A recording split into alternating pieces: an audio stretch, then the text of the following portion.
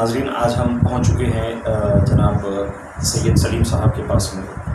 सजाए इलाही फाउंडेशन के आप सदर हैं और आप इसको चला रहे हैं, तो कुछ लॉकडाउन के ताल्लुक़ से आपसे कुछ मैसेज हम पब्लिक को कन्वे करना चाह रहे हैं BTS न्यूज़ की तरफ से। तो हम पूछते हैं सैयद सलीम साहब से। सलीम साहब, आप जो लॉकडाउन चल रहा है कोविड-19 में, तो आप आवाम को क्या मैसेज देना चाहेंगे?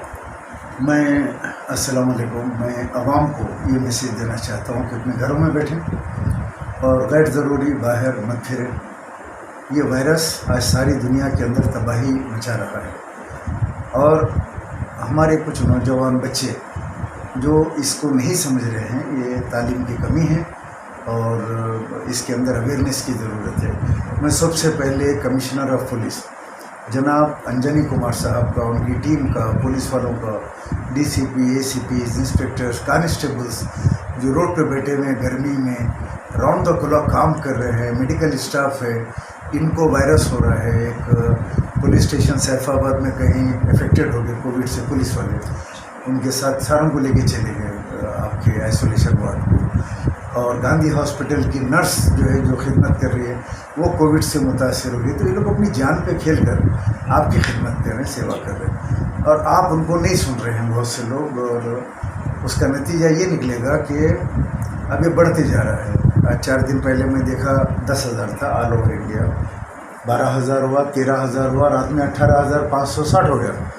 अब इस वक्त की राइट पोजीशन क्या है नहीं पता है। तो मई का जो महीना है, फॉर द नेक्स्ट मंथ, मुझे अमेरिका से मेरे जो दोस्त अहबाब हैं, उनका ये कहना है कि ये बहुत बढ़ने वाला है, इंडिया में तबाही बर्बादी मई के महीने में आने वाली है। मैंने उनसे कहा कि ये गर्मा से मर जाता है, तो बोले नहीं, उसका जो टेम्परेचर है आपके टेम्परेचर से बहुत ज़्यादा है, यानी जैसा खौलता हुआ पानी है जी, वो लेवल के ऊपर अगर होगा तो मरेगा, नहीं तो ऐसा आसानी से 50 डिग्री 40 डिग्री पे नहीं मरेगा कोरोना वायरस जी, बराबर जो है इफेक्टिव रहेगा।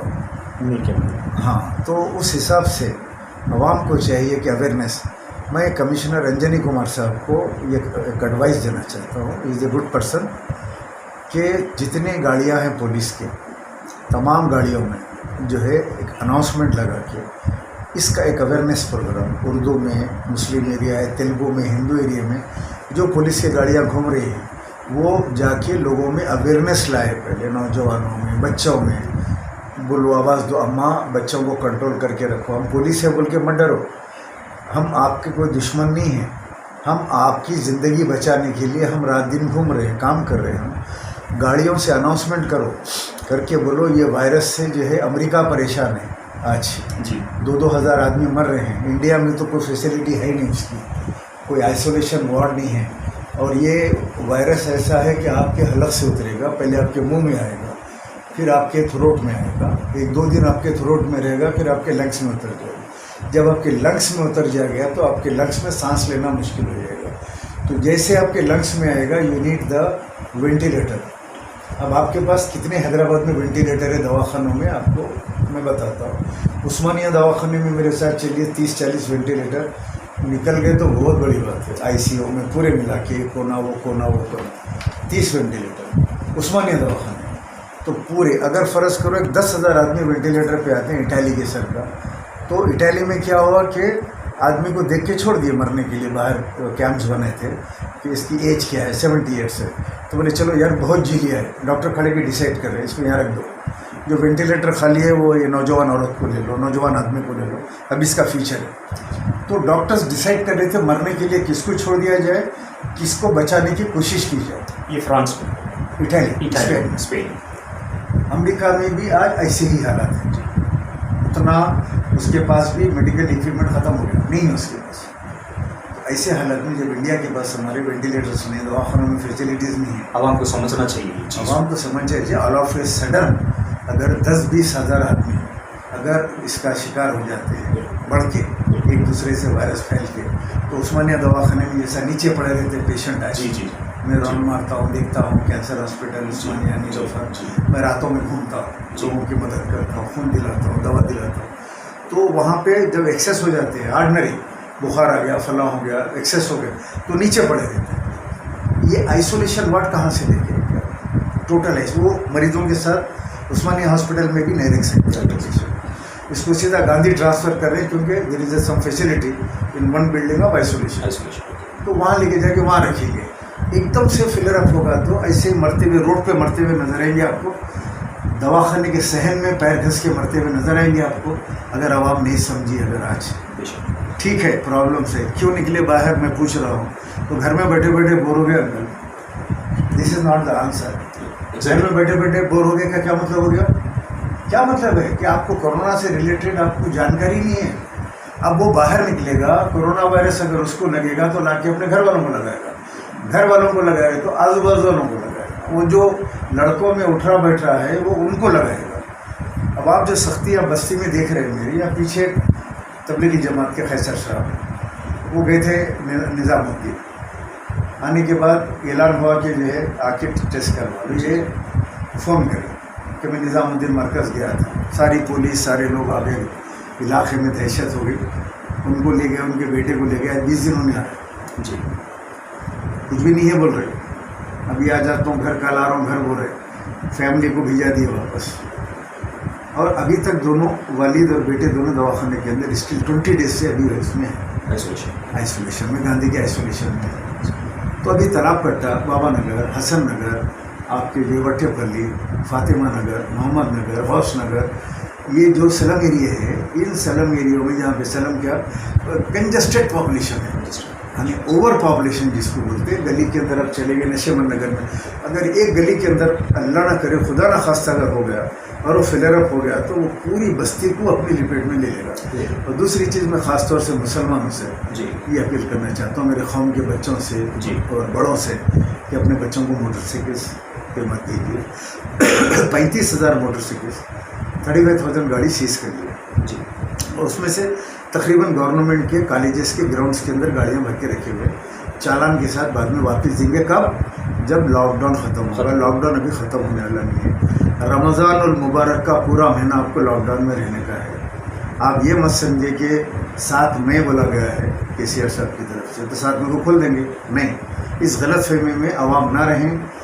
ये 7 तारीख को ख़त्म होने वाला नहीं है, उसके बाद में फिर एक डेट आएगी, आपको तरावी पढ़ने के लिए जमा होने नहीं दिया जाएगा, सोशल डिस्टेंस।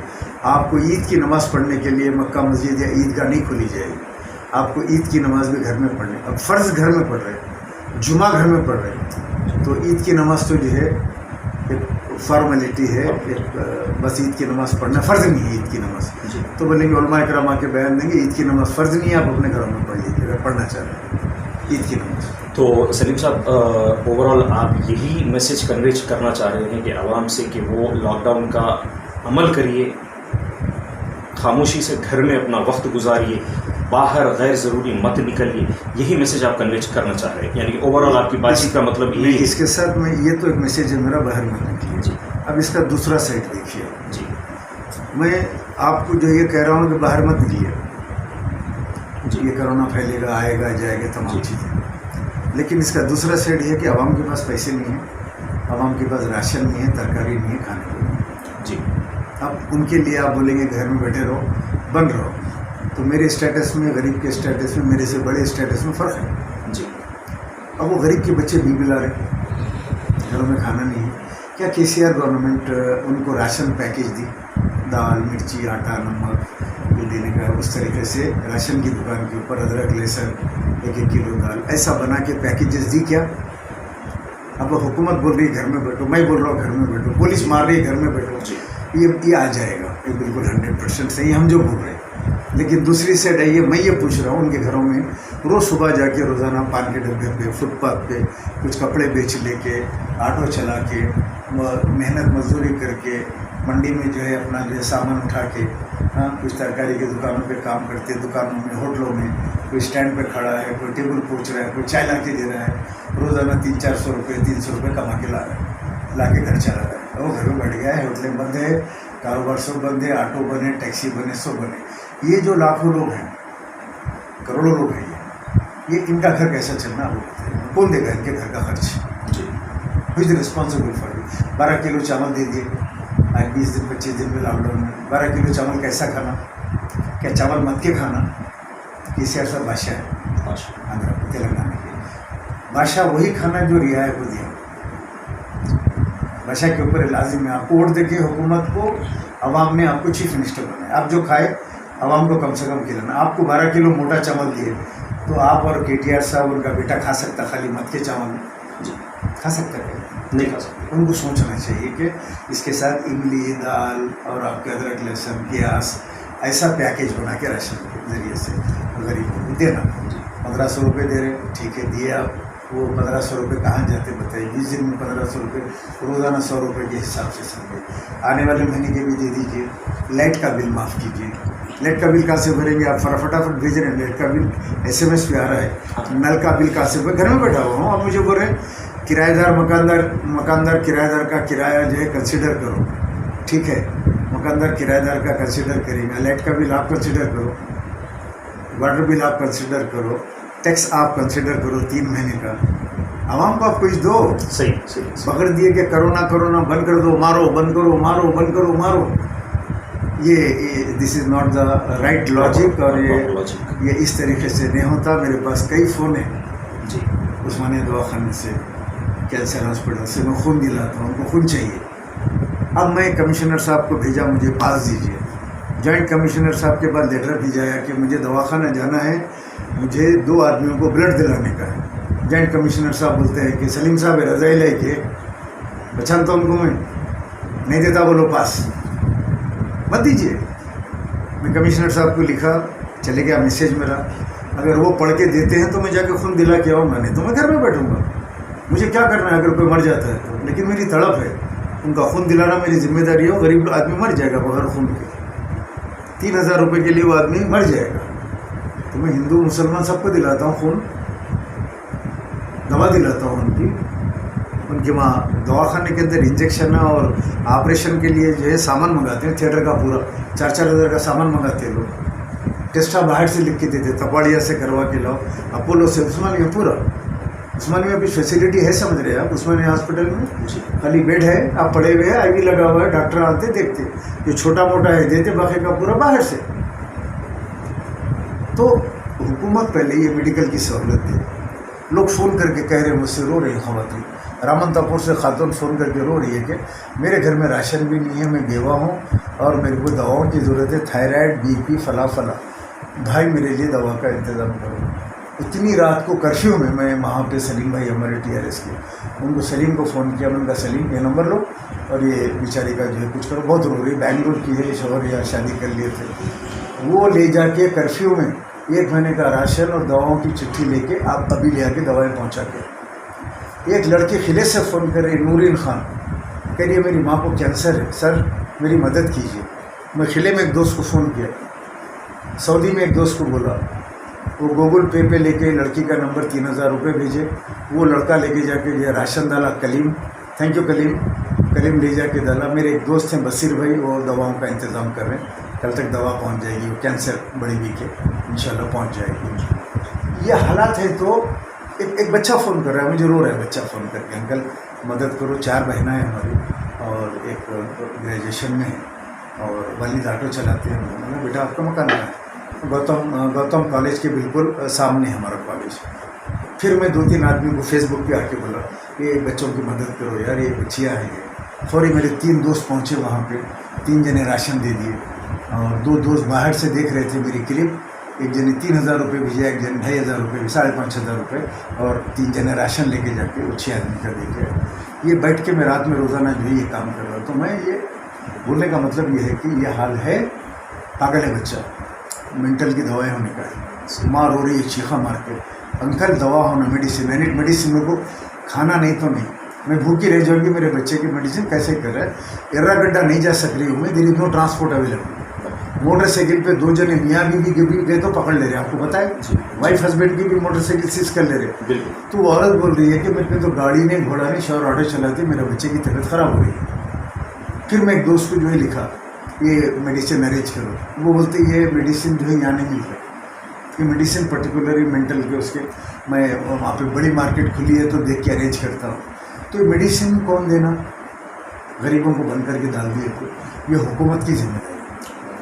तो मैं KCR साहब से ये अपील करूँगा KTR साहब से अपील करूँगा, अगर आपकी टीवी की न्यूज़ वहाँ तक जाती है तो भाई ये जो है लॉकडाउन के साथ जब आप लॉक करके डाल दे रहे तो उसके अंदर अमीर भी है, मीडियम भी है, गरीब भी है और बिलो पॉवर्टी लाइन भी है, जिसके खाने को कुछ भी नहीं है, उसको 2 रुपये देने वाला कोई नहीं। आप मेरे से ले लेंगे, मैं आपसे ले लूँगा, मैं आपको बोलूँगा दो।